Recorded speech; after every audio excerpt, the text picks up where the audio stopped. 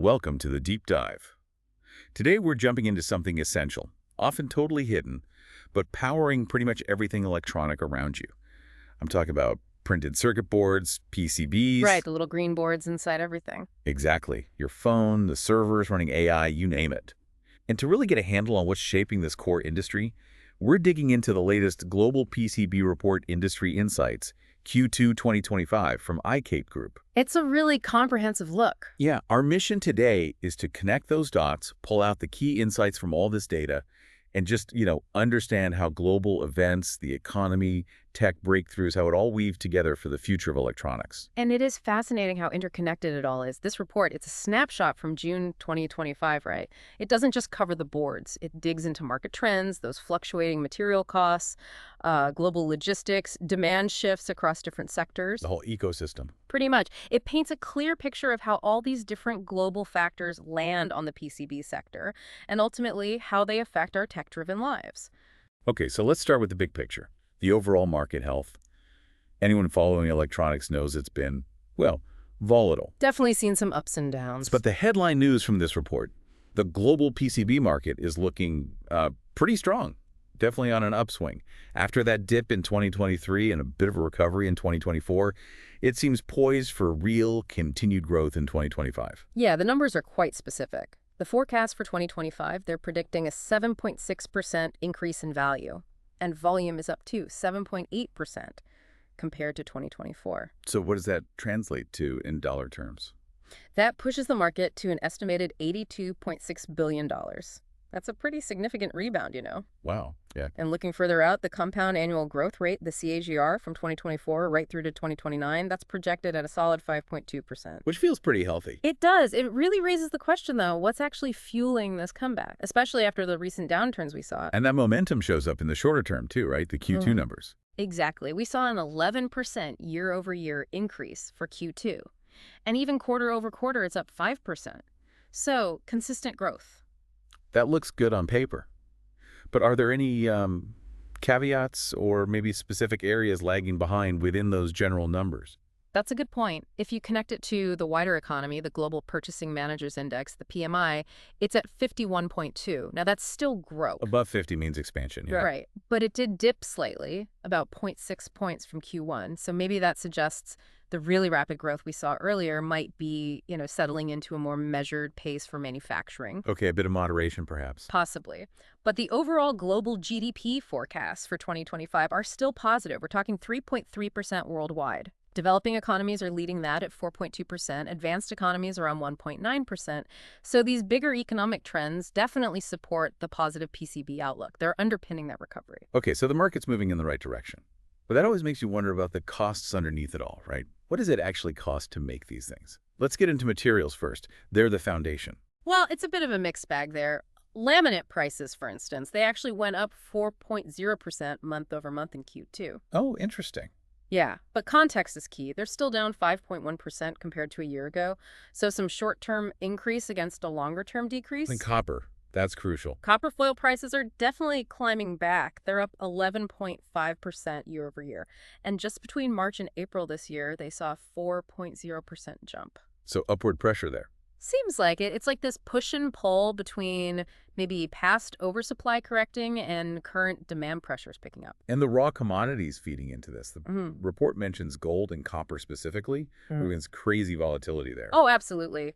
Gold recently pushed up towards $3,340 an ounce. That was partly a weaker dollar, partly easing tensions in the Middle East, helping that. Yeah. And copper saw a big rally, too, getting above $4.94 a pound. That was a 3-week high. What's driving that? Tightening global supplies, for one. Strong demand from China is another factor. And also the U.S. stockpiling, potentially ahead of tariffs.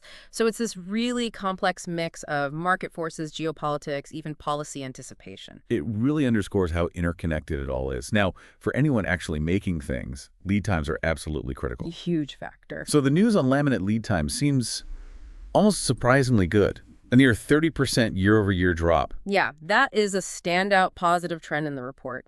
Laminate lead times decreased 8.3% just quarter over quarter. So average went from 8 days in Q1 down to 7.4 days in Q2. Okay, that's helpful. But the year-over-year change is even bigger. down 29.86%. So it fell from about 10.1 days back in June 2024 to just 7.2 days in June 2025. Wow. What's behind that improvement, especially with some other costs sticking out? That's the interesting part. The report suggests this downward trend is expected to stabilize in Q3, not really drop much further, but also not reverse. So it's giving manufacturers a bit more breathing room, improving that predictability in the supply chain, which is always welcome. So understanding the production costs is one piece, but then you have to actually move these finished PCBs around the world. That adds a whole other layer of complexity. And the report seems to show some really conflicting signals on logistics and freight. It's definitely complex right now. You look at container freight prices, they surged. A massive 61.6% jump month over month. 61%. Wow. Yeah. But at the same time, the Global Baltic Index, which is a broader measure of shipping costs, actually dropped 20.1% year over year. How does that work? How can both be true? Well, it really highlights a critical point. These global averages don't always tell the whole story for specific high-demand routes. It suggests that things like targeted tariffs or maybe supply-demand mismatches in certain regions can really override the bigger trend. You get these localized pressures that companies just have to deal with. And then you've got oil prices and currency shifts layered on top of that, right? Yep. Affecting shipping costs directly. Absolutely. Crude oil prices are heading back towards where they were in Q4 2024. WTI futures climbed above $65 a barrel. And U.S. crude inventories, they fell to an 11-year seasonal low. That suggests pretty tight supply. Okay.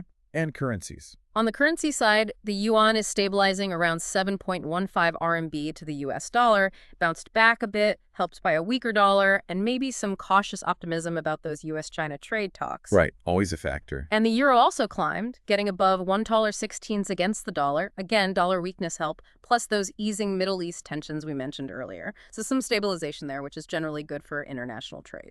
It's really striking how a policy decision like the U.S. pulling back on that de minimis tariff exemption can ripple through logistics. Can you unpack that a bit? What was that exemption and what happened? Sure. So the de minimis rule basically allowed low-value shipments, usually under $800, to come into the U.S. duty-free. A lot of e-commerce relied on that. Okay, I see. Now, global air cargo capacity actually hit an all-time high. Back in April 2025, it was up 3.4% year over year.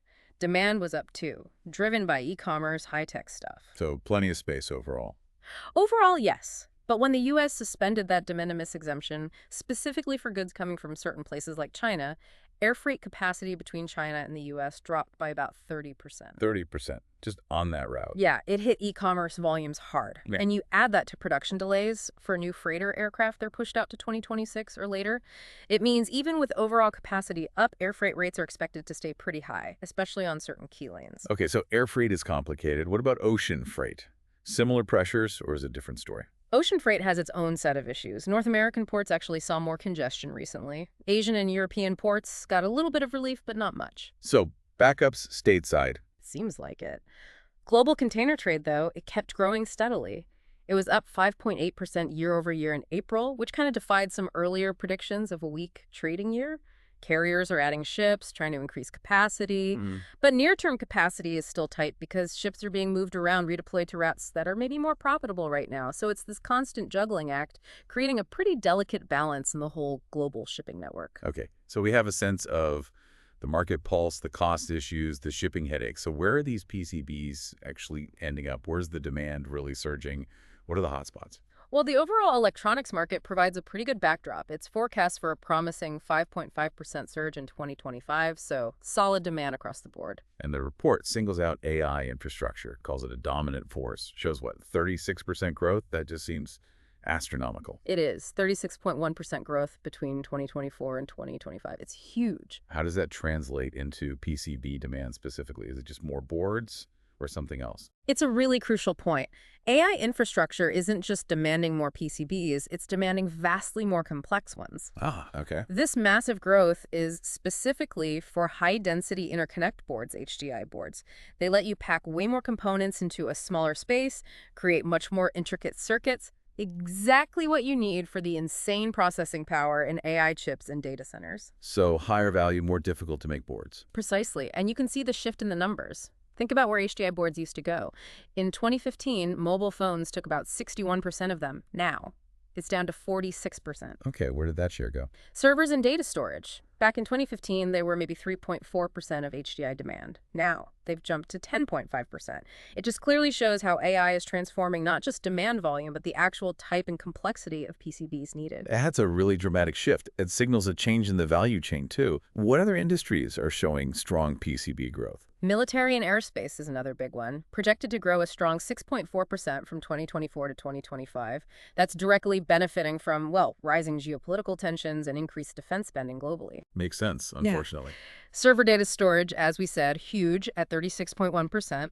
Then you have other solid performers: wired infrastructures, PCs, medical, industrial, audio-video, wireless infrastructure. They're all showing decent growth, somewhere between 4.7% and 5.7%. So broad-based strength in many areas. What about automotive? That's been such a driver of electronics growth for years. Automotive is showing, let's say, modest signs of recovery, only 1.2% growth projected versus 2024. Why so slow? It's still feeling the impact of the whole EV transition, which is complex and also facing really intense competition, especially from Chinese OEMs in the electric vehicle space. The longer-term projection, the CAGR for 2024-2029, is still decent at 5%, but the immediate recovery is sluggish. Interesting.